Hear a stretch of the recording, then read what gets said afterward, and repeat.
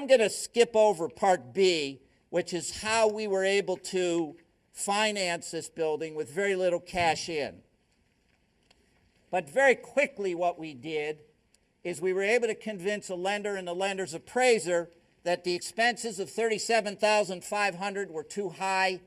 One reason was that the seller was not managing the building himself. He had a management company in there that was charging $5,000 a year.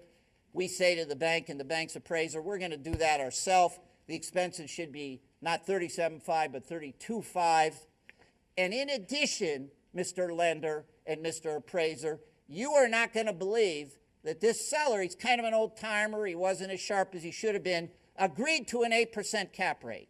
My gosh in heaven, in these times, with this kind of deal, Mr. Banker, Mr. Appraiser, with this kind of office market, with interest rates being where they are, really the appropriate cap rate was 7.5%, not 8%. We were able to buy this deal really well. And if you look at the bottom there, just those two things, just convincing the lender and the appraiser that there was $5,000 too much on the expense side and the appropriate cap rate should have been 7.5 instead of 8, gives you a value of this building of $1,060,000. We paid $800 for it. Now you also, I don't want to neglect this, you also have to convince the lender that you're going to be able to lease that last 1,000 square feet.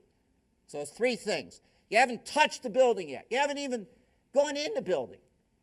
And if the lender accepts and the appraiser accepts your argument on these 3 points, you've just added, well, let's see, you bought for $800 and now it's valued at $1,060,000.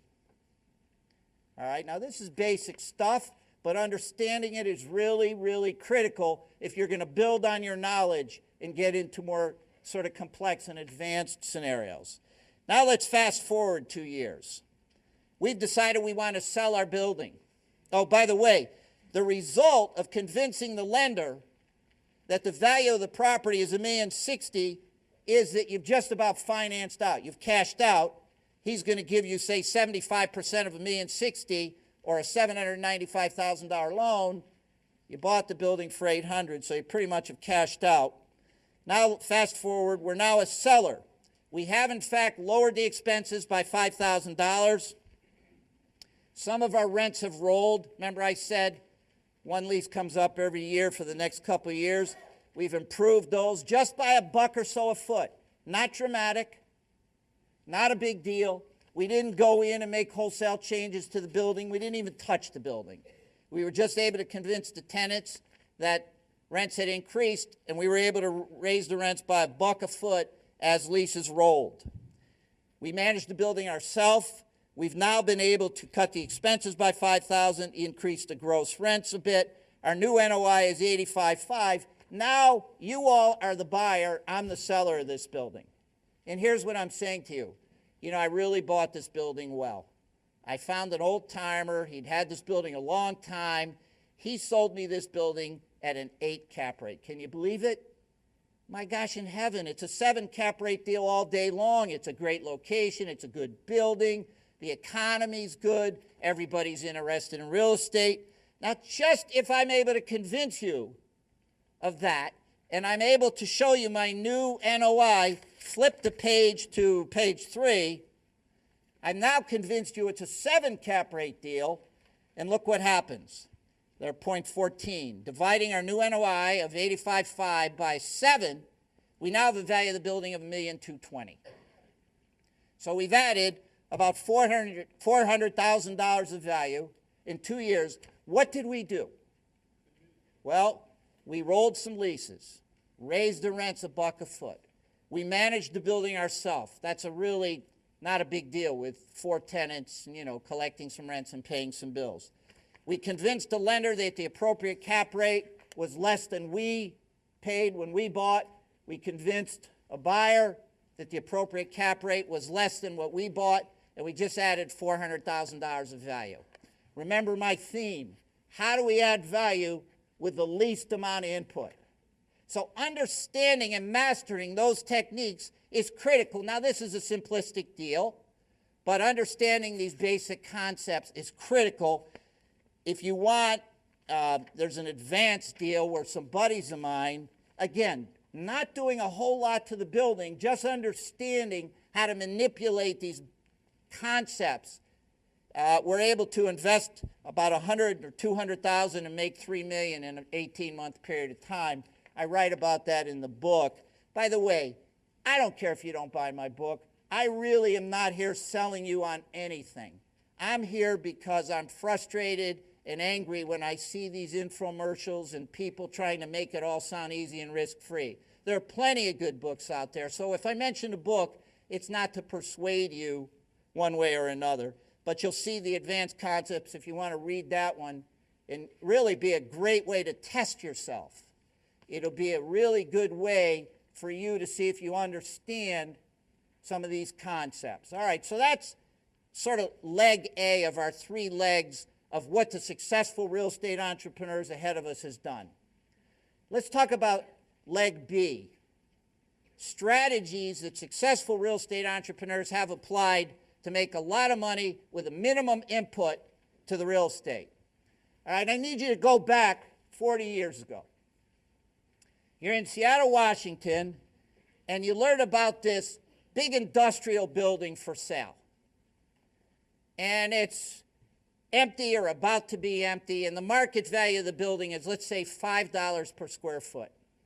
It's a 100,000 square foot building, so your potential, let's call it $5 per square foot net. Your potential net operating income is $500,000.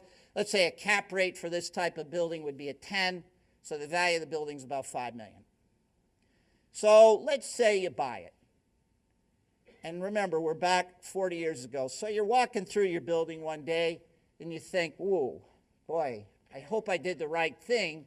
How am I going to find a 100,000 square foot tenant at $5 a square foot for this building?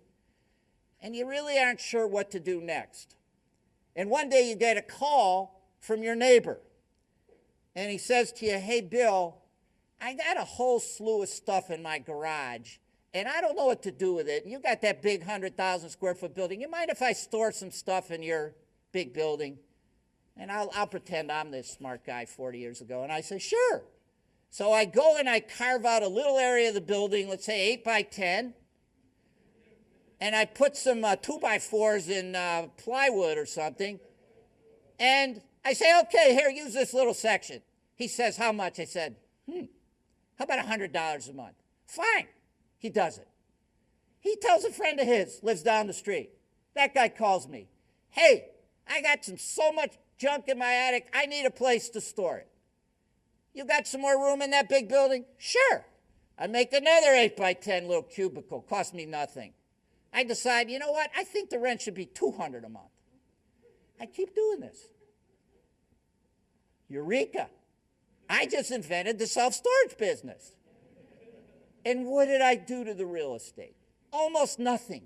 I just sort of divvied it up into all these little cheap cubicles with some 2x4 sheetrock, and that's it, some padlocks. And this is an extremely important point to understand and how to get rich in real estate. If you can buy a building using one methodology evaluation, and then change it, make a paradigm shift in how the building is to be valued and perceived, you're going to make a lot of money. And that's what happened 40 and 50 years ago when people would buy these big industrial buildings, turn them into self-storage facilities. They bought them on the basis of an industrial rent of $5 a square foot, and they were renting out these little cubicles at $50 a square foot. And if you have enough of those cubicles, you got a much, much more valuable piece of property with very little input. Building some cheap little cubicles and putting a big sign on self-storage. Now, of course, that business gets more mature. And what happens is sellers of industrial buildings or big warehouses figure out that there's a lot of entrepreneurs like you and me who are turning their building into self-storage facilities. So when they're now selling these buildings, they're no longer a big industrial building at $5 a square foot. It's a potential self-storage facility.